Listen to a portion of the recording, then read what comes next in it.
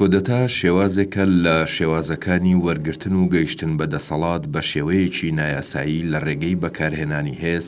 یاخود هەڕەشەکردن بە بەکارهێنانی. زاراوەی کودەتا لە وشەی کۆب دەتاتی فەڕەنسیەوە وەرگیراوە بەواتای لێدانی دەوڵات. لە بنەڕەتدا ڕەگوڕیشەی ئەم زاراوەیە بۆ زمانی لاتینی دەگەڕێتەوە. ئەسڵی وشەکەش لە دەستەواژەی کلۆفۆس وەرگیراوە بەواتای لێدان و وەشاندنی گورزی لە ناکاو لە ناو دەسەڵاتەوە بەرامبەر حکوومەت و پێگە هەستیارەکانی دەوڵەت بە ئامانجی گۆڕانکاری لە دەسەڵات و حکوومەتدا. شۆڕش بریتیە لە گۆڕانێکی ڕادیکاڵی لە ستراکتۆری کۆمەلگا، گۆڕانێک کە هەموو بوارە سیاسی و کۆمەڵایەتی و ئابوووریەکان بگرێتەوە و هەمیشە شۆڕش ئایدیای سەرەکی لە شۆڕشا بریتیە لە ئازادی، واتە هەموو شۆڕشەکان کە لە سەرەتاوە دروست دەبن تاکە فەلسەفەیەک تاکە جیهانبینیەک کە پاڵی پێوە ئەنیە بریتیە لە مەسەلەی ئازادی. بۆیە هەمیشە وتراوە شۆڕشەکان دروست ئەبن لە پێناوی گەڕانەوەی ئازادی بۆ مرۆڤەکانە و ئەگەر سەیری ئەو شۆڕشانە بکەین لە مێژووە هەمویان بانگەژەی سەرەتایان بۆ ئازادی مرۆڤەکان بوو. ئەلبەتە و ئاچەمکە ئازادیە کە لە شۆڕشی فەڕەنسیوە دروست بوو چونکە پێش شۆڕشی فەڕەنسی چەمکی ئازادی یا فریدم یا ئەوەی کە عەرەب پێڵێ حوڕیە یا حوڕ بە مەعنا ئەم ئازادیە نییە کە ئەمڕۆ لە بواری سیاسیە لە بواری فەلسەفیا بەکار ئەهێنرێ، بەڵکو ئازادی خەڵکی ئازاد ئەوانە بوون کە کۆیلە نەبوون، واتە هەمیشە ئازادی بەرامبەر بە کۆیلە بەکار ئەهێنرا. بەڵام شۆڕشەکان کە دروست بوو بە تایبەتی لە شۆڕشی فەڕەنسیوە تا ڕادەی شۆڕشی ئینگلیزیش کە بە شۆڕشی سپی ناو ئەبرێ، ئەمانە گۆڕانیان لە چەمکەکان ناکرد، واتە شۆڕش خۆی بۆ خۆیان گۆڕانێکی گرنگ و گۆڕانێکی ڕادیکاڵی لە بواری سیاسی و مفرەدەتەکانی سیاسەتا ئەکات و گۆڕانێکی گرنگ لە بواری ئابووریە ئەکات و سیستەمێکی نوێ ئەهێنێتە ئاراوە. ئەمە لە فەرهەنگی سیاسیدا لە ڕووی ئەکادیمیەوە دەتوانین بڵێین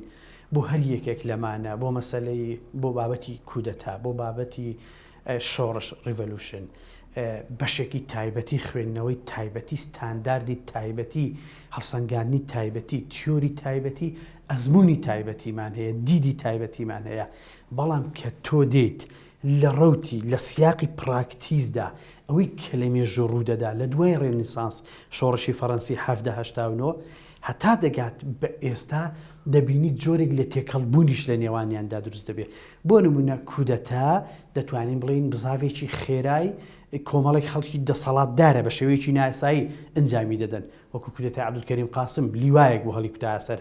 دەسەڵات، وەکو کودەتای ئەم دوای تورکیا و کودەتای 12 ئەیلولی 1970 وەکو هەموو کودەتایانەی کراون، وەکو ئەوەی لە پاکستان ڕوویدا، وەکو زۆر شوێنی تر. بەس ئەمە دەتوانین بڵین تعبیرێکی سادەیە، شتێکی تر هەیە لەگەڵ ئەمە تێکەڵ کێش ئەبێ. مەسەلەی شۆڕش چێ؟ مەسەلەی شۆڕش بریتیە لە بزاوتێک کە ئەوەندی کودەتا ڕێکخستوو نییە، کودەتا ڕێکخستووترە، کودەتا خاوەن ئیمکانیاتترە لە ڕووی تەکنەلۆژیاوە لە ڕووی هێزەوە. مەسەلەن دەبێ بەرپرسی کودەتا جەنەڕاڵێک بێ، دەبێت جەنەڕاڵێکی خانەنشین بێ، دەبێت ئەفسەرێک بێ، دەبێت سیاسێکی کارامە بێ. بە زۆر جار شۆڕش ڕێبەریشی نییە. کودەتا ئامانجی گۆڕینی دەسەڵاتە لە ماوەیەکی دیاری کراودا، پەنا بۆ زەبر و زەنگ دەبا، پەنا بۆ هێز دەبا، بەڵام شۆڕش بەم شێوێ نیە. شۆڕش بزاوتێکی کۆمەڵایەتیە، لە خوارێوە دروست دەبێ، کودەتا لەسەرەوە دێ. کودەتا حرەکەتێکە دەتوانی بڵی سەرخانی سیاسیە، ژێرخان دەتوانێت ئەمەی تر دەتوانانی بڵی ژێرخانی سیاسیە،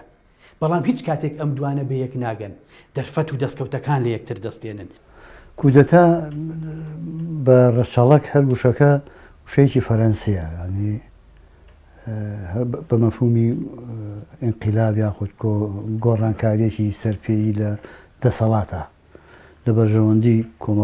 کۆمەڵە دەسەڵاتێک کە نارەخرێ و کۆمەڵ دەسەڵاتدارێکی تر دێن جێگەیان ئەگرنەوە و بەرژەوەندەکانی خۆیان ئەپارێزن. کودەتا ئەبێ بەرنامەی بۆ دابڕێژی تۆ دەسەڵاتدارانی پێش و کەنار بخەیت و لایەن بەریت و نیان هێڵی و خۆت بچیتە جێگەی.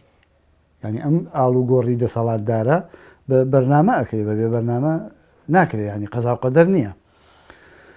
شۆڕش بریتیە لە پرۆسەیەکی مێژوویی ڕەگوڕیشاڵ داکوتراو کە گۆڕانکاریەکی نەک تەنها هەر دەسەڵاتداران کۆمەڵە دەسەڵاتدارێک ئەگۆڕێ بە کۆمەڵە دەسەڵاتدارێکی تر بەڵکو گۆڕانکاریەکی ئابووری کۆمەڵایەتی فەرهەنگی بنەڕەتی لە کۆمەلگا ئەهێنێتە کایەوە یان بە شێوەیەکی تر کۆمەلگا لە قۆناغێکی مێژووی ئەگوازێتەوە بە قۆناغێکی مێژووی پێشکەوتوتر ئەمە شۆڕشە. مێژووی بەکارهێنانی زاراوەی کودەتا سەرەتاکەی دەگەڕێتەوە بۆ وڵاتی فەڕەنسا. هەندێک پێیان وایە مێژووی چەمکی کودەتا بۆ سەدەی حەڤدەی سەردەمی لیوسی 16 دەگەڕێتەوە. ئەوەش وەک گزارشکردن بۆ ئەو پێشێلکاریە مرۆی و ئەخلاقی و یاساییانەی کە لە سەردەستی پادشا بەرامبەر هاوڵاتیانی فەڕەنسا دەگیرایە بەر. بەڵام بۆچوونێکی دیکە هەیە پێی وایە مێژووی بەکارهێنانی ئەم چەمکە دەگەڕێتەوە بۆ ساڵانی سەرەتای دەرکەوتنی ناپلیۆن بۆناپۆرت بە دیاریکراوی بۆ حوتی کانونی دووەمی 1802 کاتێک لە ڕێگەی راپۆرتێکی بەرزکراوەوە بۆ ناپلیۆن ئاماژەی پێکرا بوو. لە راپۆرتەکەدا وشەی کودەتا بەکارهێنرا بوو لە بەرامبەر ئەو جوڵە سەربازیانەی لە فەڕەنسا دەشت بە حکوومەتی کۆماری دەستیان پێکرد بوو. بەڵام دواتر پاش گەیشتنی ناپلیۆن بە دەسەڵات 1804-1815 ئەم چەمکە بەکارهێنرا بۆ ئەو کردەوە کۆمەڵکوژی و تونند و تیژیانەی هێزە پۆلیسەکانی ناپلیۆن کە لە بەرامبەر هاوڵاتیان و شۆڕژگەڕانی فەڕەنسا پراکتیزەیان دەکرد. لە زانستی سیاسەتە شۆڕژ وەکو گۆڕانکاریێکی ڕێشەی لە سیستەمی کۆمەڵایەتی و سیاسیە ئەوە شۆڕشە. کۆدەتا کارێکی با بڵێن لە بژاردە و نوخبەی کات لە لوتکەی دەسەڵاتە کارەکە ئەکرێت زۆربەی کاتەکانیش مەسلەی عنف و زەبرزەنگ بەکارهێنرێت ڕەنگە زەمینە سازیەکی ژەوە نەبووی بەڵام خواستی بژاردەیە بۆ ئەوەی کە گۆڕانکاریە بکات لە دید و بۆچوونی خۆیەوە لە هەرمی دەسەڵات لوتکەی دەسەڵات و گۆڕانکاریە ناکەن ئیتر جاری وایە کۆمەڵگاکە لەگەڵی ئەبێت ئەو کاتا توانێت کۆدەتاکەس بەرەو سەرکەوتن بڕاتوو ببێتە شۆڕەشێکیش. هەر بۆ نمونە شۆڕشی ئۆکتۆبەر کە لە ئەدەبیاتی ڕۆژاوا و ڕۆژەڵاتشە بە شۆڕش ناوی دەرکردووە من پێم وایە ئەو کارەکەی کە کرا ئەوانەی کە پەلاماری کۆشکی زستانیان ناوە کارێکی نزیکە لە کۆدەتاوە بەڵام چونکە هەلومەرج و زەمینەکە هەبوو بۆ شۆڕژ توانرا هەر ئەو کۆمەڵە ئەو حیزبە حیزب بەلشەڤیکان گۆڕانکارێکی ڕێشەی لە سیستەمی سیاسی و تەنانەت سیستەمی حکومڕانیەکەی شا بکات. ڕاستە قەیسەرێت نەمابوو لەو کاتەیە کۆمارێکی دیموکراتی دروست بوو بەڵام توانیان بیگۆڕن بۆ شۆڕشێکی سۆسیالیستی. کودەتا بریتە لەو ئاڵ و گۆڕای خود ئەو گۆڕانکاریانەی کە یاخود ئەو هەوڵەی کە ئەدرێ لە پێناوی گۆڕینی سیستەمی سیاسی لە وڵاتێکە زۆر جار لە ڕێگەی سەربازیەوەیە کاتێکە ئاڵێن کودەتا تقریبان شەقڵێکی سەربازی لە خۆگرێت تابعێکی سەربازی لە خۆگرێ بەڵام مەرجنی هەموو کودەتاکان کودەتای سەربازی بن. هەندێک جار کودەتاکان لە ڕێگەی فشاری گروپێکی سەربازی یاخود لەناو گروپێک لە ناو دامەزراوی سەربازی وڵاتێکە دەسەڵاتدار یاخود سیستەمی سیاسی ناچارەکەن دەست لە کار پێشێتەوە. هەند بەشی هەرە زۆری بەڵام کودەتاکان لە ڕێگەی سەربازیەوە بووە لە ڕێگەی بەکارهێنانی ئەمراز و کەرەستە سەربازیەکانەوە بووە بۆ لە پێناوی گۆڕینی سیستەمی سیاسی لە وڵات یاخود دەست لە کار پێکێشانەوەی فەرمانڕەوای وڵات. شۆڕش پرۆسەیەکی لەسەرخۆیە هەندێک جار ڕەنگە لە ڕوانگەی هەندێک جار شۆڕشەکە لە ڕێگەی بڵین گۆڕانکاریەکی سەربازی یاخود گۆڕانکاریێکی سیاسی و ڕووبە بەڵام شۆڕش پرۆسەیەکە کە وردە وردە کار ئەکا وە شۆڕش دەشێ بڵین جۆری هەیە شۆڕشی درێژخایان هەیە شۆڕشی کورتخایان هەیە وە گوتمان شۆڕشەکانیش بە گوێرەی بوارەکان جیاواز و خەسڵەت و تایبەتمەندێتی خۆیان هەیە. دەستەوازەکانی شۆڕش و کۆدەتا لە ئێستادا هەردووکیان هەم تێکەڵکاری لە نێوانیاندا هەیە بە حکمی ئەو زەمینەیەی کە هەر یەک لەو دوو گۆڕانکاریەی تێدا ڕوودەدا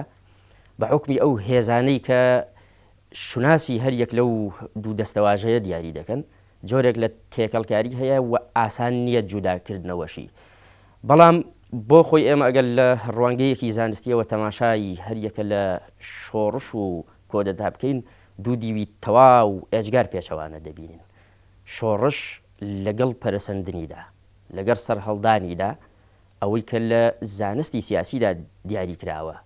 ئەوەی کە بیرمەندان و فەیلسوفانی مەزنی ڕابردوو ئاماژەیان بە چەمکی شۆڕژداوە لە مێژووی کۆندا. مەسەڵەن کەسێکی وەکو ئەرستۆ کە دێ پێناسەی شۆڕش دیاری دەکا، ئەو پێناسەیی کە ئەرستۆ دیاری کردووە دەبینین لە سەدەی 15 و 16دا ڕووی داوە، لە سەردەمی خۆیدا بە چەندین سەدە ڕووی نەداوە. ئەوەی کە نووسەران و بیرمەندانی سیاسی لەسەری کۆکن شۆڕش لە بەریتانیاوە دەست پێ دەکا. 1642 تا 1689 گۆڕانکاریەکانی ئەو قۆناغە جوڵانەوەکانی ئەو قۆناغە بە شۆڕش ناودەبووە. بە دەستپێکی شۆڕش لە مێژووی مرۆڤایەتیدا باسی دەکەن کە درێژە پێدەری ئەم شۆڕشانە لە فەڕەنسادا بە تەواوەتی خۆی دەبینێتەوە و جێگیر دەبێ. لە شۆڕشەکانی فەڕەنسادا کە 1789 تا 1830 درێژە دەکێشێ بە درێژە پێدەری شۆڕشی مرۆڤایەتی نێو دەبن. ئێمە هەمومان دەڵین شۆڕشی ئۆکتۆبەری ساڵی 1970 باشە ڤلادیمیر ئیلیچین شۆڕشی کرد کە هیچ وانە. شۆڕش لە مانگی دوی ساڵی 1970 کاتێک لە یەکێک لە کارگەکان کرێکارەکان کێشەیان هەبوو و داوای ڕاپەڕینیان کرد و پۆلیس ڕێنەدا و ئاستەنگ دروست بوو و ئاشوب دروست بوو دەسەڵات ڕووخا. کەس نەیتوانی حکومەت پێک بێنێ. بەرچەویکەکان هاتن کودەتایان کرد، شۆڕشیان بۆ خۆیان برد. کەواتە لێرە تێکەڵیەک لە نێوان شۆڕش و کودەتا هەیە. بەڵام لەبەر ئەوەی لینینیزم پشت بە مارکسیزم بە ئەنجلس بە مانیڤێستۆ کۆمۆنیزم بە دیدی خۆیان بە تەویل و تەفسیری خۆیان دەبەستێ دێن تێکەڵی دەکەن بە مەسائیلی ئایدۆلۆژی و گۆڕانی کۆمەڵایەتی و کۆمەڵەشێت ناوێتە شۆڕشی ئۆکتۆبەر. زۆر بابەتی دیکە بەس ناتوانانی بە شۆڕشی گەلانی ئێران بڵێیت ئەمە شۆڕش و کودەتایە. شۆڕشێک بوو خۆمینی کردی سەریشی خست. بەس لە وڵاتانی دیکە بە هەمان شێوە هەمانە. لە تورکیا لەسەر مستەفا کەمال توانی جۆرێک لە شۆڕش بەرپا بکاتش بە هەژمون و قەلەمڕەوی ئەوروپیەکان بۆ لە بەرووی زمانی گۆڕی فەرهەنگی زۆر شتی گۆڕی. بەس لە دوای ئەوەی هاتووە هەمووی کودەتایە لە بەرووی بنیادەکانی نەگۆڕیوە. کەواتە لێرە ئەو باسە پێمان دەڵێ شۆڕش بنیادە کۆمەڵایەتیەکانت بۆ ئەگۆڕێ. هاوکێشە هێزە کۆمەڵایەتیەکانت بۆ دەگۆڕێ. کارتەکانی سیاست لە هەندێکیان وەردەگرێت دەداتە هەندێکی تریان. باشە ستراکچەری ئەو پێکهاتەیە کە هێز دەداتە حکومت لە ڕووی کۆمەڵایەتی سۆشیال فۆرسس تاکەکان ئیندیڤیدوال ڕۆڵی تاک هەمووی ئەمانە دەگۆڕێ. کودەتا بە شێوەیەکی ترە. لەوانەیە کودەتا ئەسڵەن بۆ جێڕانەوەی ئەو هەژمونە بێ کە شۆڕشێک گۆڕیوێتی. کەواتە جیاوازیەکی زۆرمان هەیە. بەڵام تۆ وەرە لە میدڵ ئێست وەرە ڕۆژهەڵاتی ناوەڕاست. جەمال عەبدولناسر زۆر کەس دەڵێن شۆڕشی کرد. نەخەیر شۆڕشی یۆلیۆکەی جەمال عەبدولناسر تیا بوو. هەر تێیدا نەبوو. بەڵام هەست کودەتای کرد لە ناو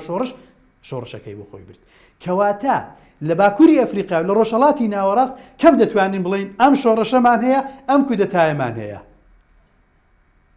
زۆر جار شۆڕش گێڕەکان لە ناو خۆیاندا دەبینی تیمێکی کودەتا سەر هەڵدەدات. مەوەی جەمال عەبدولناسر بەو شێوەیە بوو. چەمکی کودەتا لە سەدەی 19دا پێشوەچوونی زیاتری بەخۆیەوە بینی. لەو سەردەمە بەدواوە کودەتا بۆ گوزارش لەو کردەوە تونند و تیژیانە بەکاردەهات کە لەلایەن دامەزراوەکانی دەوڵات بە تایبەت هێزە سەربازی و چەکداریەکان ممارەسە دەکرا بۆ لەسەر کارلادانی سەرۆک و کاربەدەستانی دەوڵات. بەم جۆرە لێرەوە چەمکی کودەتا بۆ یەکەم جار لە چەمکی شۆڕش جاکرایەوە. شۆڕش چیرۆکێکی نوێ دروست ئەکات، گۆڕانێک دروست ئەکات کەوا کۆمەلگا پێشەوە ئەو گۆڕانی بەخۆیوە نەبینیوە. یعنی بۆ نمونە ئەگەر ئێمە سەیری شۆڕشی فەڕەنسیکەین بە تەواوی گۆڕانێکی ڕادیکاڵی دروست کرد لە مەسەلەی ئازادیە، لە مەسەلەی یەکسانیە، لە مەسەلەی عەدالەت و دادپەروەریە. ینی فەلسەفەیەکی نوێ جیهانبینیەکی نوێ هێنایە ئاراوە کە کاریگەریەکانی بۆ دەرەوەی فەڕەنساش دروست کردووە. واتە لەگەڵ ئەمەشە کە ئایدیای سەرەکی لە شۆڕشا بریتیە لە ئازادی بە هەمان شێوە ئایدیای سەرەکی ڕێشێک لە ئەو شتانەی کە وابەستەی شۆڕشە هەمووشە تونوتیژیە. واتە زۆربەی شۆڕشەکان لە مێژووە تونوتیژیشان لەگەڵ خۆیانە هێناوە بۆی ئەو گۆڕانکاریان بکەن وەکو چوانی ئەکرێت بڵێن کودەتا و شۆڕش یەشێک لەو خاڵانە کە یەکە گرێتەوە بریتە لە تونوتیژی بواتە هەردووکیان بە جۆرێک لە جۆرەکان تونوتیژی بەرهەم ئەهێنن بەڵام جیاوازیی گرنگ هەیە لە نێوان شۆڕش لەلایەک و کودەتا و حتا ریفۆرمیش لەلایەک هەمیشە شۆڕش لە دەرەوەی دام و دەستگای دەوڵەتەوەیەت واتە شۆڕش هەمیشە کۆمەلگا و میلەت و خەڵک لە دەرەوەی دام و دەستگای دەوڵەتەوەیەن و پەلاماری ئەو سیستەمە ئەو منزومە ئیجتیماعیە سیاسیە اقتصادیە دەن و هەڵی و ئەشێن و لە شوێنە سیستەمێکی نوێ دروست دەکەنەوە بەڵام ئینقلاب یا کودەتا یا هەتا ریفۆرم ئەمانە لە ناو دام و دەستگای دەوڵەتا دروست دەبن واتە ئەمانە هەمیشە گروپێک نخبەیەکی سیاسی نخبەیەکی بەتایبەتی عسکەری ئەمنی کودەتاکان دەکەن لە ناو دەوڵەتا دروست دەبن و بیرروبۆچوونیان یەکەگرێ پێناو گۆڕینی دەسەڵاتە بەڵام شۆڕش لە پێناو گۆڕنی کۆی سیستەمەکە دروست دەبێت کۆی سیستەمی سیاسی بۆ نمونە سیستەمی پاشایەتی ئەکا بە سیستەمێکی جمهوری و شێوازی دەسڵاتدارێتی ئەگۆڕێ بە شێوازێکی دەسڵاتدارێتیی تر مەسەرەن تاک حیزبی ئەکا بە فرە حیزبی نادیموکراسی ئەکا بە دیموکراسی شێوازی ئابوووریەکەش دەگۆڕێ بۆ منە لە شۆڕشی ئۆکتۆبەرە شێوازی بەرهەمهێنان و شێوازی ئابوووریەکەی گۆڕی لە ئابوووریەکی زەراعی کردی بە ئابوووریەکی سۆشیالیستی کە لەسەر بنەمای بیری مارکسی دامەزرا بوو یعنی لە کاتی شۆڕش کودەتا گۆڕانکاریەکی ڕێگ و ڕیشەیی لە پێکهاتە و یاخود تەوێڵی کۆمەڵایەتی کۆمەلگا ڕوونادات نە لە ڕووی ئابوووریەوە نە لە ڕووی کۆمەڵایەتیەوە نە لە ڕووی فەرهەنگیەوە بەڵکو دەسەڵاتدارەکان جێگوڕچی دەسەڵاتدارەکانە زیاتر لە شۆڕشە گۆڕانکاریەکی ڕیشەیی لە بارودۆخی ئابووری کۆمەڵایەتی سیاسی فەرهەنگی هەتا دوایی ڕوو ئەدا بە لە ئاستێکا کە کۆمەلگا لە قۆناغێکەوە ئەگوازێتەوە بە قۆناغێکی پێشکەوتوتر ئەمە جیاوازی نێوان شۆڕش و کودەتایە عراقی 58 ڕاستە زەمینە سازیەکە بوو کۆمەڵێک پارتە سیاسیەکان لەوانە حزبی بەعسیشی تیا بوو پارتی کۆمۆنیستی عێراق و پارتی دیموکراتی کوردستان لەگەڵ حیزبەکانی تری عێراقا ئەمان زەمینە سازیان کردبوو لەگەڵ لە ڕێگەی با بڵێن ئەفسەر ئازادی خوازەکانەوە عەبدولکەریم قاسمەنانی پەیوەندیەکە بوو لە بینیانەکەوێ بەڵام خودی کارەکە کە کرا کارێکی عسکەری بوو کارێکی سەربازی بوو کۆمەڵی ئەفسەر ئەم کاریان کرد بەڵام چونکە زەمینە سازیەکە بوو دوای ئەوە سیستەمی سیاسی و سیستەمی شێوەی حکومڕانی وڵاتیان گۆڕی تەنانەت سیاسەتی دەرەوە زۆر گۆڕانکاری کرا ئەو کاتە بوو بە شۆڕشێک لەبەرەوە خەڵک بە شۆڕش ناوێ بانگ شۆڕشی 14 تەموز بەڵام من پێم وایە خودی کارەکە کرا کارێکی کۆدەتا ئامێز بوو شۆڕش بەنسبەت مێژووی هاوچەرخی کوردەوە بەشی زۆری ڕاپەڕین بۆ لە پێناوی بەگژاتچوونەوەی دەسەڵاتدارێکی داگیرکار لە قۆناغێکی مێژوویە کە دەستی بەسەر خاک و حکومڕانی کوردستان ناگرتووە و بەشی زۆری ئەو شۆڕش ئەو ڕووداوانەی مێژووی هاوچەرخی کورد تقریبان بەشی زۆریان ڕاپەڕین بوون و هەندێکیشیان شۆڕش بوون کە لە دوای خۆیان گۆڕانکاریان هێناوە لە ڕوانگەی چیەوە لە ڕوانگەی گۆڕانکاری لە تێڕوانینی ئینسانی کورد بۆ سیستەمێکی داگیرکاری فەرمانڕەوە و گۆڕانکاریان دروست کردووە لە ڕووی سیاسیەوە بۆ بەرگریکردن لە داوای ڕەوای ئینسانی کورد لە قۆناغێکی مێژوویە بەڵام بەو معنایە شۆڕشی فیکری نەبوون کە گۆڕانکاری فیکری بکەن و گۆڕانکاری کۆمەڵایەتی بکەن و گۆڕانکاری ئابووریش بکەن ئەمەش گەڕێتەوە بۆ سروشتی داگیرکاری کوردستان لە قۆناغە مێژوویەکانە و سروشتی دەوڵەتە زلێزە داگیرکارەکانی کوردستان کە لە ڕێگەی سەپاندنی هەژمۆنی سیاسی و ئابووری کۆمەڵاتی خۆیانەوە بەسەر خەڵکی کوردستان و ناوچە جیاوازەکانی کوردستانە وای کردووە کەمتر ئەو ڕاپەڕینانە شەقلی شۆڕش لەخۆ بگرێت دیسانەوە لە نێو زانستی سیاسیدا ئێمە دەگەینە ئاکامێکە ئەم شۆڕشانە کە جێگیر کراون وەکو شوناس تاوەکو هەفتاکانی سەدەی ڕابردوو درێژە دەکێشن ئیدی زۆرینەی بۆ چوونەکان لەسەرەوە کۆکن کە لە مێژووی مرۆڤایەتیدا شۆڕشێکی تر ڕووی نەداوەتەوە ئێستا پرسیاری گەورە ئەوەیە بۆچی دەیان ساڵ تێدەبڕێ بەسەر ئەم گۆڕانکاریانەی ئیمڕۆی دنیادا لە کاتێکدا لە دەرەوەی سیاست و ئایدۆلۆژیادا شۆڕشی مەزنی دیکە ڕوویداوە مەسەلەن شۆڕشمان هەیە لە بواری تەندروستیدا لە بواری ژینگەدا لە بواری تەکنەلۆژیادا کە بەمانای کەلیمە سەر لەبەری ئەوەی پێشووی خۆی گۆڕیوە تیۆرە تەندروستیەکانی تری هەموو گۆڕیوە لە بواری گەردوونناسی و فەزادا شۆڕشمان هەیە کە ئەوانەی پێشووی خۆی هەمووی نەسک و پوچەڵ کردوێتەوە بەڵام لە ڕووی سیاسی لە ڕووی هزری و ئایدۆلۆژیەوە تەنانەت چەپەکان لەم ڕوانگەیەوە داکۆکی دەکەن کە بۆ 50 ساڵ دەچێت شۆڕشێکی دیکە ڕووی نەداوە مەسەلەن کۆمەڵێ پاساویشان بۆ ئەوە هەیە کە شۆڕش ڕووی نەداوە چونکە ئەوان پێیان وایە کە زانستی سیاسیش کە ئێمە بە شرۆڤەیەکی ئەکادیمی بکەین بۆ شۆڕش وەکو ئەوەی کە ئەرستۆ دەیکا شۆڕش ئەگەر قەرار بێ بریتی بێ لە گۆڕینی سەر لەبەری دەستور کە وابەستەی دەکات بە دەستور بە نەزمی سیاسی یا ئیدارەی وڵاتەوە یاخود وەکو دیاردەیەکی کۆمەڵایەتی کە سەر لەبەری شتەکان دەگۆڕێ یاخود دیسانەوە هەر ئەویش بە شۆڕش شوێن دەکاتەوە کە تعدیل بکرێت لە شۆڕشەکەدا ریفۆرمی تێدا بکرێت کە هەندێک ئەمە لە چوارچێوەی شۆڕشدا شوێن ناکەنەوە بەو مانایە شلێکی بینەوە ئێمە دەتوانین بڵین شۆڕش ڕووی نەداوە ئایا لە سەردەمێکدا دەژین کە کۆتایی شۆڕش بێ لە کاتێکدا لە هەموو کات زیاتر بۆ دیاردە کۆمەڵایەتیەکان شۆڕشمان پێویستە یەکەمین هەوڵی بە زانستی ناساندنی ئەم چەمکە دەگەڕێتەوە بۆ سەدەی 20 بە دیاریکراوی لە ساڵی 1930 ئەوەش لە ڕێگەی کتێبی نووسەری ئیتالی کۆرۆزیرۆ مالابارتی بە ناونیشانی تەکتیکەکانی کودەتا لێرەوە ئەم چەمکە تا ڕادەیەک گشتێنرا و تیۆریزەکرا مالابارتی لە نووسراوەکەیدا ڕەخنەی ئاراستەی دامەزراوە سەربازیەکانی ئیتالیای فاشی و ئەڵمانیای نازی کردبوو هاوکات مالابارتی پێیوا بوو چەمکی کودەتا تەنها بەرامبەر بە جموجوڵی سیاسی و سەربازی بەکار نایەت دەکرێت هێزە مەدەنیەکانیش ڕۆڵ بجێڕن لە هێنانە ئارایی کودەتا بە تایبەت کاتێک جۆرێک لە جموجوڵ و بزاوتی جەماوەری دێنە ئاراوە و هۆکار دەبن لە دروستکردنی پشێوی لە نێو دەسەڵاتدا لە بەرامبەردا دۆخێک دەخڵقێت و دەستکراوەی دەبەخشێتە کودەتاچیەکان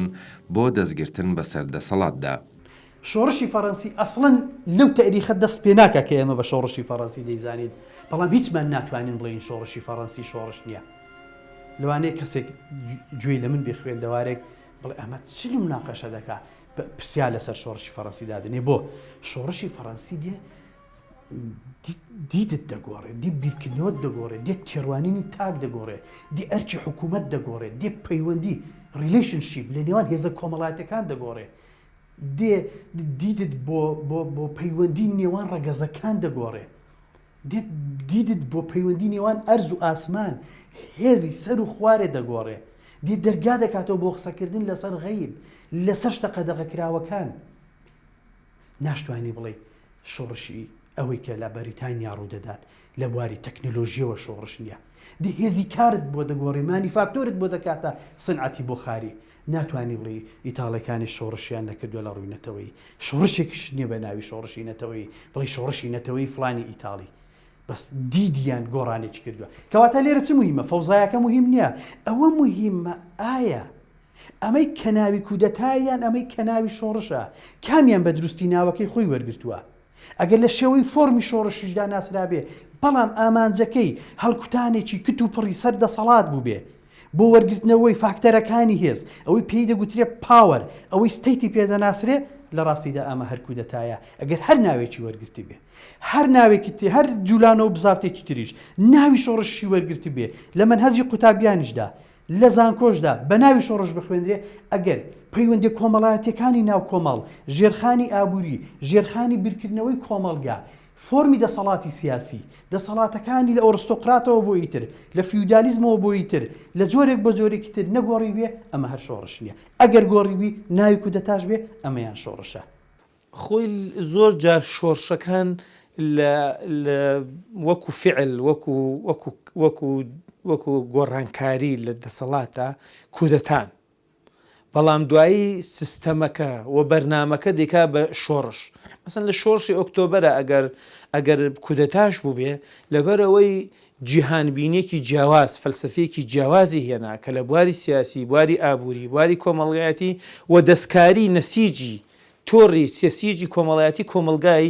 سۆڤێتی بە گشتی و ڕووسی و دەوڵاتانی دەوروبەر کە دوایی لکێنران بە شۆڕشی فەڕەنسی بە شۆڕشی رووسیاوە یا بە وڵاتی رووسیاوە ئەمە خۆی بۆ خۆی حتا لە عێراقشە کودەتاکەی عەبدولکەریم خاسم خۆی بۆ خۆی کودەتا بوو بە هەموو مانایە کودەتا بوو لەبەرەوە نخبەیەکی عەسکەری کە پێیان ئەوتن زوبات ئیحرار دەسەڵات وە کودەتاکی خوێناویش بوو بەداخەوە ینی لە ئەنجامدانی کودەتەکە خوێنێکی زۆر و هەنێکیشی بەناحەقی ڕژا بە تایبەتی بەرامبەر ئەو نخبە دەسەڵاتدارە بەڵام عەبدولکەریم قاسم و شۆڕژگێڕەکانی یا بڵێن کودەتاچیەکانی بەرنامەکەیان گۆڕانکاری بۆست بۆ نمونە ینی سیستەمی پاشایەتیان گۆڕی بە سیستەمێکی کۆماری ئیسلاحاتێکی زۆریان لە بواری زەراعا کرد دەستیان بۆ مەسائیلی خۆماڵیکردنی نەوت و قسەکردن لەگەڵ شەریکەکانە بۆ ئەوی دەستکاری شێوازی بەرهەمهێنانی نەوت و داهاتەکەی و شێوازی دابشکردنی داهاتەکەی بکەی واتە بە فعل بە ئەنجامدان بە کارەکە کارێکی کودەتایی بوو بەڵام دوایی گۆڕا بوو بە گۆڕانێکی شۆڕژگێڕی بەڵام جیاوازی هەیە ینی هەمیشە کودەتاکان دەکرێت شکست بێنن بەڵام بە دەگمەن شۆڕشە گەورەکان شکستێنن بۆیە هانە ئارنێت لە کتێبەکەیە کە ئەڵێ شۆڕش وشەی شۆڕژ وشەی ڕیڤولیشن بریتە خۆی لە ئەساسا وشەیەکی فەلەکیە وشەیەکی گردردونیە بریتە لە شێوازی بڵین ڕۆشتنی ئەو کۆمەڵە ئەستێرەیە کە لە گردونە ئەڕوا بریتە لە ئەو ڕاکێشکانەی کە لەناو خولگەیەکی تایبەتی خۆیانە دەسوڕێنەوە ئەڵێ چۆن ئەو ئەستێرانە لە خولگەیەکی خۆیانە لە سیستەمێکی تایبەتی خۆیانە ئەڕۆن و هیچ شتێک ناتوانێت پێشیان لێ بگرێت بە هەمان شێوە شۆڕشەکان کاتێ دروست دەبن هیچ شتێک ناتوانێت پێشیان لێ بگرێت ئەو نێ بەهێزن یعنی شەپۆلی جەماوە شەپۆلی خەڵک شەپۆلی میلەت ئەوەندە زۆرە کەس ناتوانێت پێشی لێ بگرێت دڵنیایەوە هەموو شۆڕشێک باشە چونکە کۆمەلگا لە بۆ مەفهومی باسمان کۆمەلگا لە قۆناغێکی نزمترەوە بەرەو بە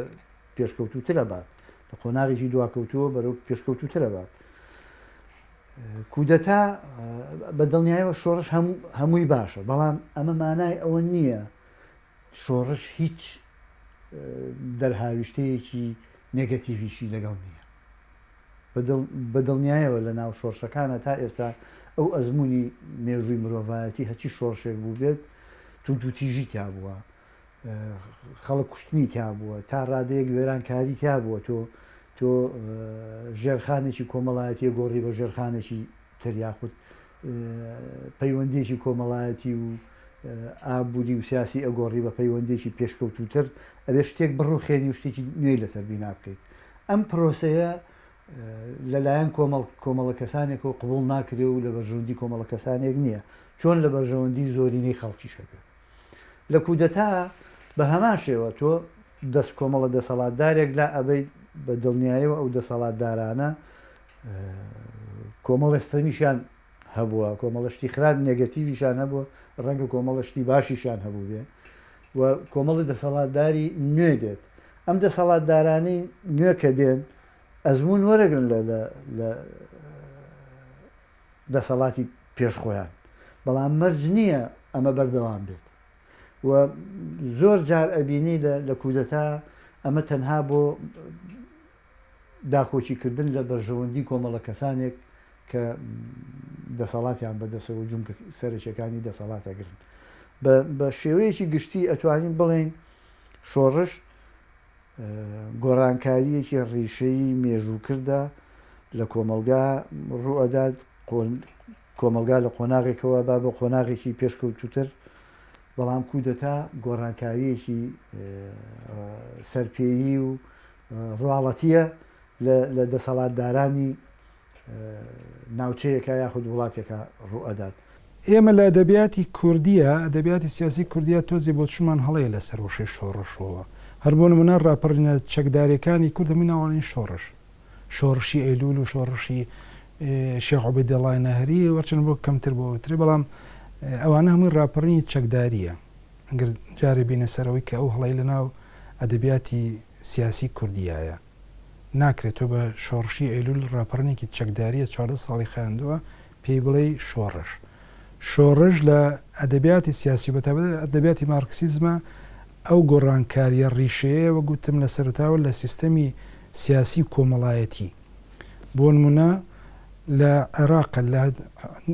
ڕژێمێکی مەلەکیەوە کە وابەستەی بەریتانیا بوو لەگەڵ بەریتانیا پەیوەندێکی زۆر بەهێزی بوو گۆڕا بۆ سیستێمێکی کۆماری اینجا پەیوەندیەکانی دەرەوە سیاسی دەرەوەشیان گۆڕی بێجگە لە سیاسەتی ناوخۆ ئەوە شۆڕش لە ڕاستیە ئەوانەیە نەرج نییە هەموو شۆڕشێ بە یاخود هەموو هەوڵدانێک بۆ شۆڕش ئاکامەکەی باش بێ من بە قەناعەتی من کاتێک پێوترێ شۆڕ ئەگەر کودەتاژ وەگە نمونانی باسم کرد کاتێک کە سەرکەوتنی بەدەستی ناو گۆڕانکاریەکانی کرد چکە شۆڕ ئیشی ڕۆژ و دوو ڕۆژ نییە کودەتا توانێت لە ماوەی شەو ڕۆژێک کارەکە بکات و کۆتایی پێبێ سیستەمەکە بگۆڕێ بەڵام گۆڕینی سیستەمی سیاسی کۆمەڵایەتی گۆڕینی ڕیشەی لە ناو کۆمەلگایە ئەوەیان شۆڕشە کاتێکی بە درێژخایە نێوێت و بە ڕۆژ و دوو ڕۆژ نابێ بە بەرنامی دوور و درێژە بێت. دوجار مالابارتی جیاوازی کرد لە نێوان چەمکی کودەتا و جەنگی نێوخۆی و شۆڕشدا بە جۆرێک ڕەگەزەکانی کودەتایی بەم شێوەیە دیاری کرد. خێرایی و لە ناکاوی پرۆسەکە نهێنی بوون کورتی ماوەی پرۆسەکە بچووکی ئاستی پێکادانە سەربازیەکان. ئێستا لە فەرەنگی سیاسیدا کودەتا وا پێناسە دەکرێت کە کردەیەکی خێرا و لە ناکاوە لەلایەن گروپێ لە سەربازان و ئەفسەران یاخود چەند کەسانێکی ناودەسەڵات ئەنجام دەدرێت. بە پێچەوانەی یاسا کارپێکراوەکانی وڵات بە مەبەستی لەسەر کارلادانی دەسەڵاتداران یاخود ڕووخاندنی حکوومەت ئەمەش بە مەبەستی کۆنتڕۆڵکردنی دەسەڵات و بەکارهێنانی لە پێناو بەرژەوەندیە تایبەتیەکانیاندا. سەردەمی شۆڕشی نوێ سیرەکەین ئەتوانین وەک شۆڕش پێناسی بکەین بۆچی لەبەرەوەی ئەو شۆڕشە مەفاهیمی فکری لەگەڵ خۆیان هێنا ئەگەر تاوەکو ساڵی 75 بەشی هەرە زۆری بڵێن سیستەمەکە سیستەمێکی یەک حیزبی بوو بێ و لەسەر ئاڕاستەی ڕاستڕەوی جیهانی بوو بێ سیرەکەین لە دوای 75 ئەو ئاراستە سیاسی لە بزوتنەوەی ڕزگاری خوازی کوردیا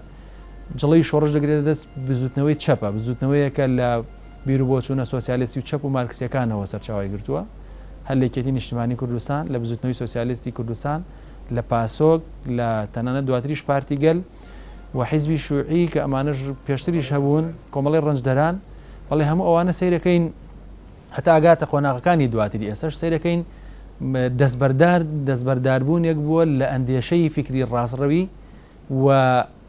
پشبەستن بە بیری چەپ لە پێناوی بەرخۆدان و درێژەدان بە بزوتنەوەی ڕزگاری خوازی کوردیا بۆی ئەکرێ ئێمە ئەمەیان لەبەرەوەی گۆڕانکاری لە ئینسانی ئێمەشا دروستکرد لە ڕووی فکریەوە لە ڕووی ئابووری و لە ڕووی کۆمەڵایەتیەوە ڕەنگە مەسەن ئاڵگۆڕەکان لە ڕووی ئابووری کۆمەڵایەتیەوە کەمتر بوو بێ بەڵام لە ڕۆ فکری و سیاسیەکەیەوە گۆڕانکاری دروست کردو هەتا ئەم ساتەوەختەش تێبینێکن کە پارتی سیاسی ڕێکخراوی سیاسی لەسەر بنەمای چەپ دروستە بێ یاخود بیرروبۆچوونی تاکە کەس هەیە لە ڕوانگەی بڵێن چەپەوە قسە لەسەر بوارە جیاوازەکانەکە بۆیە هەر شۆڕشێک هەر ڕووداوێکی مێژووی ئەکەوێتە سەر خوێندنەوە و شیکردنەوەی ئەو ڕاپەڕین و ڕوودا و شۆڕشە کە ئایا شۆڕشە یاخود شۆڕژ نییە پاساوی ئەوانەی کە ئایدۆلۆژیایەکی چەپیان هەیە لە مەسلەی شۆڕژدا پێیان وایە کە شۆڕش بۆ چەند ساڵێک دەبێ ڕووی نەداوە کۆمەڵێ دیاردە کۆمەڵێ ڕووداوی گرنگ لە ئەمریکای لاتین دەهێننەوە کە تەواوی جۆپۆلەتیک و جۆسیاسی ئەمریکای لاتین دەخاتە ژێر پرسیارەوە ئەویش مەسەلەن دانوستانی ڕاستەوخۆی ئەمریکا و کوبا کە ئیتر ئەو تەفگەرە شۆڕژگێڕیەی کە لە ئەمریکای لاتیندا ئاماژەی بۆ شۆڕژ دەکا بە تەواوی کۆتایی دێ هەموو مەفهوم و پرسیارە گەورەکانی پێشخۆی دەخاتە ژێر پرسیارەوە جارێکی تر کاتێکە ئەم دوو هێزە لەگەڵ نەیاری شۆڕژدا دێن دانوستان دەکەن و لە هەموو ڕوویەکی ئابووری و بازرگانی و سیاسیەوە دەکەونە ڕێکەوتن تۆ ئیتر مانایەک بۆ شۆڕش نامێنێتەوە مەسەلەن ئەو ئینقلاباتانەی یاخود ئەو دۆڕانانەی لە هەڵبژاردنەکاندا چەپەکان ڕوبەڕووی دەبنەوە لە پۆلیڤیا لە نیوزیلەندا لە ئەرژەنتین ئەو کۆدەتا پەرلەمانیەی بەسەر مەسەلەن سەرۆکی بەرازیلدا دەکرێت یاخود دانوستانی نێوان شۆڕژگێڕەکانی کۆڵۆمبیا لەگەڵ سەرۆک کۆماردا کۆتایی هێنان بەو خەباتە گەریلایەی کە هەوێنی شۆڕش لە نێو خۆیدا بەرجەستە دەکات ئێستش بەشێک لە خەباتی ڕزگاری خوازی کوردی دیسان بانگەشەی ئەو جۆرە شۆڕژگەڕیەتە دەکا. کەواتە ئێمە ناتوانین تەنها بڵێین سیاقە ئەکادیمیەکە چمان پێ دەڵێ ئەمە دەگرینە دەستی خۆمان و ئیتر پێشکەش بە گوێگران و بینەران و قوتابی و خەڵکێک دەکەین ناتوانین. دەبێ بڵین کودەتا هەڵکوتانێکی کتوپڕی زۆر منەظەمە خاوەندە سەڵاتەکان یان ئەوانەی هێزیان لە دەستەیان پیان وایە لەم کاتەدا هێزیان دەکەوت جا وەختێک وا مۆدیل بوو دەبوو زوو رادیۆ تەلەڤیزیۆن کۆنتڕۆڵ بکەیت وەکەوەی بەعسیەکان لە دوویەک کردیان وەکە عەبدولکەریم قاسم هاتن لە ستودیۆ سوکایەتیان پێکرد وەکو ئەوەی کە تەرەتەیان گرت لە ماوە تورکەکان پیان وابوو ئەمە ساڵی هێشتایە و ئیتر بەمە تەواو دەبێ وەکو ئەوەی لە زۆر وڵاتی تر رادیۆ تەلەڤیزیۆنی مەرکەزی. ئێستا ناتوانانی بڵێ ئەم کودەتانە بەم شێوە ڕوودەدەن لەبەر سۆشیال میدیا هەیە لەبەر ئەوەی هەموو ماڵێک خۆی تەلەڤیزیۆن و ئەوەی خۆی هەیە پەخشی ئەکا لە ڕێی ئەم هەموو ئیمکانیاتەیە لەبەردەستایە. کەواتە ئێمە ناشبێ بابەتەکەوا بە ڕژبینی تەماشا بکەین بڵێین وڵا ئێمە ناتوانین خوێندنەوەیەکی دروست بۆ کودەتا بکەین لەمڕۆ لەبەر و تێکەڵکێشێکەیە لەوانەیە من لەژێر کاریگەری خوێندنەوەکان یان ئەو ڕووداوانی لە میدڵ ئێزدا بن قسە بکەم بۆ ئێمە دەتوانین زیاتر بڕۆین. ماتەر لۆتەر کینگ چی کرد؟ شۆڕشی کرد، شۆڕش کراوە. لە چین شۆڕش کراوە؟ باشە لە 1900 ئەمە شۆڕشە. باشە لە سەدەی 18 شۆڕش دەکرێت لە رووسیا ئەمە شۆڕشە. شۆڕشی فەڕەنسی ئەمە شۆڕشە. بۆ لەبەر ئەوەی ئەمانە مۆریان لە مێژوو داوە مۆری چیان لی داوە تەواوی پێکاتەی کۆمەڵایەتی ئەم کۆمەلگایە ئەمەی کە پێی دەڵێن ژێرخان دەبێتە ئەساسێک بۆی سەرخانی سیاسی لەسەری ڕابۆستێ گۆڕی ویانە و لەبری ئەوە شتێکی نوێیان هێناوە لەگەڵ خۆیاندا. ئەگە تۆم شتە نوێی پێشکەش نەکەیت دەتوانی بڵی کود نەک شۆڕش کودەتایەکی سەر نەکەوت تووشت کردووە ئێمە خەباتیشمان هەیە نابێ وەشمان لەویچێ خەبات لە شۆڕشیش درێژترە دەبێت لە زمانی خەباتی میلەتێکدا چەندین شۆڕشیش هەبن. باشە ڕیفۆرمیشمان هەیە ئەوەی کە لە وڵاتی ئێمە ناویان لێ نابوو چاکسازی. لە شۆڕی فەڕەنسیا کاتێک کە شۆڕژگەڕەکان باستیلیان گرت سژنی باستیلیان کرد تالکۆت ها بۆ لای لویسی 16 وتی قوربان باستیل گیرا وتی کەواتە ئەمانە یاخیبووەکان گرتویانە وتی نەخێر ئەوە یاخیبوون نییە ئەوە شۆڕشە. یعنی لویس مەبەستی ئەوە بوو کەواپە ئەمە تاقمێک ئەم کاریان ئەنجامداوە هەمیشە ئاسانە سەرکەوتن بەسەر تاقمەکانەوە گرتنیان و دادگای کردنیان و پێش لێگرتنیان کە کارەکانیان تەواو نەکەن بەڵام کاتێک تالکۆ دەڵێن نەخێر قوربان ئەمە یاخیبوون نییە ئەمە شۆڕشە یعنی شۆڕش زۆر فراوانترە و زۆر لەوە گەورەترە تۆ بتانی پێشی لێ بگری و نێڵی بگاتە ئەنجام. خۆی ئەو نمونانەی لە بەردەمی ئێمە یا ئەوانن کە سەربازن یان ئەوانن کە نفوزیان هەیە لەناو سەربازەکانە یان ئەوانن کە لە دام و دەستگای ئەمنیا دەسڵاتیان هەیە. بۆ نمونە زەین العابدین لە تونس کەسێکی عسکەری نەبوو بەڵام لەناو دام و دەستگای ئەچیزەی ئەمنیا دەسەڵاتێکی زۆری هەبوو کودەتاکەی کرد کودەتایەکی تا ڕادەیە سپی بوو کەسیتیان نەکوژرا بەڵام حەبیب بورقێبەی لابرد و خۆی هاتە شوێنەکەی و بە جۆرێک لە جۆرەکان دەسڵاتەکەی گۆڕانێکی بچووکی تیا کرد بەڵام گۆڕانی وای نەکرد لە شۆڕشەکانە لە کودەتاکەیە. یعنی هەمیشە ئەو نوخبەن کە هێزی بەدەسە بە شێوازێکی تر ئەتوانین بڵێن شۆڕش گۆڕانکاریەکی شۆڕش گێڕانەیە بەڵام کودەتا گۆڕانکاریەکی مەجنێ گۆڕانکاریی شۆڕش گێڕانی لێ بکرێتەوە. شتێکی تریش هەیە هەندێک جار شۆڕش بە کودەتایەک دەست پێکات ئەنجامی کودەتایەکە پاشان کۆمەڵی گۆڕانکاری گەورە ڕوئەدات. بۆ نمونە شۆڕشی 14 تەمووز لە عێراقا لە ئەنجامی کودەتایەکی ئەسکەریە سەربازیە ڕوویداکە کۆمەڵێک لە ئەفسەرە ئازادی خوازەکانی عێراق ئامادە نەبوون زیاتر لەگەڵ سیستێمی پاشایەتی و بەو شێوەیە بژین بەو پەیوەندی کۆمەڵایەتی و ئابووری و سیاسیانی